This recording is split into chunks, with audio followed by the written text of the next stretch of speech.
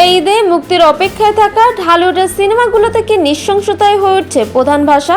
আলোচনার কেন্দ্রে সাকিব খানের বরবাদ, আরফান নিশোর দাগি ও সিয়ামের জঙ্গলি। চোখে মুখে রক্ত, প্রতিশোধের আগুন।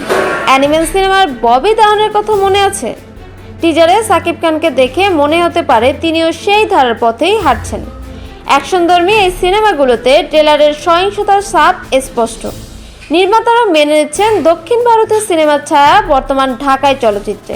বরবাদে সাকিবের চরিত্রটি প্রতিশোধ পরায়ণ, দাগিতে আরফান নিশোর বদলে যাওয়ার গল্প, আর জঙ্গলিতে প্রিয়তমা হারিয়ে প্রতিশোধের নেশায় মত্ত সিয়াম। ফলে তিনটি সিনেমার মূল ভাবনাই প্রতিশোধ। প্রিয়তমা দিয়ে নিজেকে নতুনভাবে হাজির করেছিলেন সাকিব খান।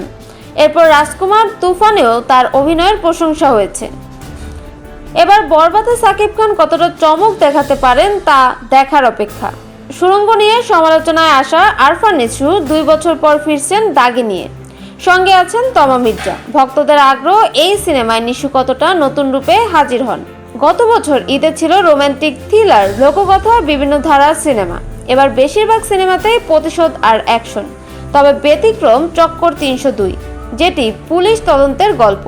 এই ঈদে ঢালিউডে অ্যাকশন আর প্রতিশোধের গল্পের জয় জয়কার। তবে দর্শকরা কিভাবে গ্রহণ করবেন সেটাই এখন দেখার বিষয়।